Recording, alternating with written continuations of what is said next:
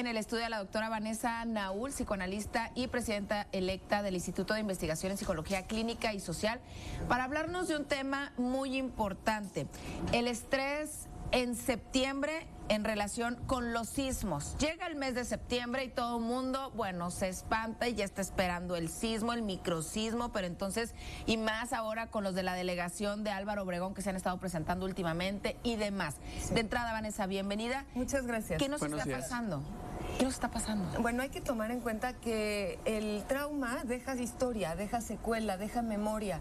Y entonces las personas se quedan muy sensibilizadas a la vivencia de trauma que tuvieron durante el sismo. Quienes vivieron el sismo del 85 y quienes vivieron del 19 de septiembre del 85 y luego en el 2017, pues se quedan sensibilizadas a la vivencia de trauma. Sí. Y bueno, hay que tomar en cuenta, y si esto se acompaña de un residuo de pensamiento mágico que es propio de la infancia, de los 2-3 años de edad, si queda algún residuo de pensamiento mágico, la gente empieza a pensar que ya llegó septiembre y entonces se va a repetir el evento traumático. Hay que tomar en cuenta que hay eventos cíclicos que vivimos todos anualmente. Por ejemplo, se avecinan las fiestas patrias, se celebra cada año, ¿no? Sí. Cada año celebramos nuestro cumpleaños, celebramos el Día de las Madres, el Día del Padre, Navidad, Año Nuevo. Exactamente. Sí. Bueno, incluso el sol sale y el sol se oculta diariamente. Entonces son eventos cíclicos, y en el pensamiento mágico de estas personas sensibilizadas por el trauma pueden empezar a temer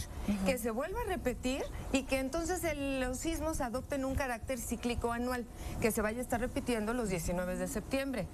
Y entonces en esta época se empiezan a repetir lo que llamamos los síntomas del trastorno por estrés postraumático. O sea, quienes vivieron el trauma y lo vivieron con intensidad, con el temor a morir, porque el trauma es algo, una estimulación que sobrepasa tus defensas para manejarlo, te sientes abrumado por la catástrofe que estás viviendo, tus defensas psicológicas no te dan para manejarlo, y entonces viene el temor a la muerte, la propia o la de tus seres queridos. Y algunos de los síntomas que se presentan en estas épocas son irritabilidad, insomnio, pesadillas, hipersensibilidad al ruido. Hoy es una sirena de policía y crees que es la alerta sísmica. Puede haber olvidos, falta de concentración, falta de atención. Hay quienes se desconectan de quienes los rodean y andan metidos en las reminiscencias y los recuerdos del evento que vivieron, de cómo lo vivieron y cómo fue. Y algunos incluso llegan a presentar trastornos psicosomáticos, desde dolores en el cuerpo, gastritis, colitis, dolores de cabeza, a veces les salen sarpullidos en la piel, y todo esto es como es el estrés que no han podido manejar, y es como la memoria del cuerpo que está hablando de eso que vivieron en el 19 de septiembre. Ahora, no necesitas haber vivido como tal el evento, sino hay personas que me dicen, es que yo no lo viví, yo no estaba en el lugar, pero vi imágenes terribles, imágenes desgarradoras, y que eso a mí me genera pues muchísimo estrés. También lo pueden presentar entonces. Por supuesto, también lo pueden presentar, pero tenemos que hablar que estas personas que a través de las imágenes, no porque hayan vivido o presenciado actos de destrucción de edificios y de viviendas o muertes cercanas, también hay que pensar que son muy sensibles al estrés y son muy sensibles al trauma. Puede tratarse de personas, incluso, Ana Laura, que sean personas muy culpables, que se sienten culpables por haber hecho algo malo, que dañó a alguien, o haber fantaseado con hacerlo, y que tienen esta sensación de que merecen ser castigadas. Entonces, ante la vivencia de destrucción, es como si sintieran, esto me puede pasar a mí, y entonces se vuelven más sensibles al trauma. Oiga, doctora, ¿qué pasa si yo sé, hablando por las personas, que tengo un trauma con esto de los sismos? O sea, en las malas bromas que hacen los WhatsApp, que ponen los celulares y la alarma, y todo el mundo se paniquea. ¿Qué hacer si identifico que yo tengo por ahí un trauma con el tema de los sismos? Sí, es importante identificarlo. También hay que tomar en cuenta que hay hijos de los que vivieron el sismo del 85 que además pueden estar sensibilizados al trauma por lo que les han transmitido, no porque lo hayan vivido directamente, ¿no? Todo lo que les han contado. Exactamente, se transmite inconscientemente el trauma, por decirlo así. ¿Qué hay que hacer? Pues hay que tratar de no estar solos, es conveniente estar acompañados, es conveniente tratar de seguir la rutina diaria, no dejar de hacer las cosas que normalmente haces porque estás asustado. Si tienes alguna posibilidad de hacer ejercicio, salir a caminar, alguna actividad que te permita canalizar el miedo y la angustia que estás sintiendo, si realizas alguna actividad artística que te tranquilice y te permite hacer catarsis o liberar esos sentimientos que traes encerrados. Es muy bueno.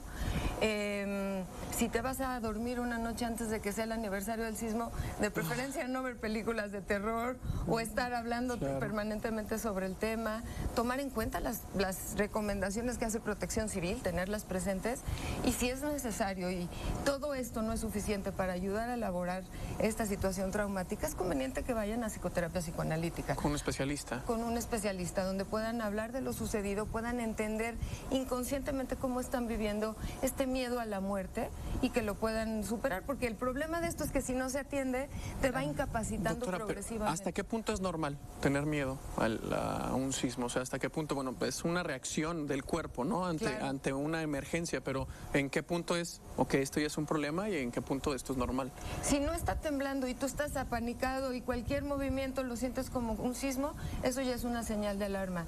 Y también si te empiezas a paralizar, o sea, alguien que normalmente es muy productivo, muy creativo y deja de poder estudiar, no tiene la posibilidad de concentrarse, baja su rendimiento laboral, ahí ya hay un foco rojo. Okay. O que su familia siente que se está aislando y desconectando, ya es una señal de que se debe atender adecuadamente por un profesional, ¿no? Creo que parte también de calmar los síntomas es tener un poquito más de control sobre las cosas. Yo recuerdo en el 2017 cuando fue el sismo, yo en ese entonces estaba embarazada y me acuerdo que tuvimos que irnos a un hotel porque en la casa donde vivimos, es un edificio, no estaba habilitado el elevador, no podía subir, y nos fuimos a un hotel y yo decía, a ver, ¿dónde están las salidas de emergencia? Sí. ¿Qué tengo que hacer en caso de algún sismo, de una réplica en ese momento? Era una réplica porque pues, también a eso se le tiene muchísimo miedo.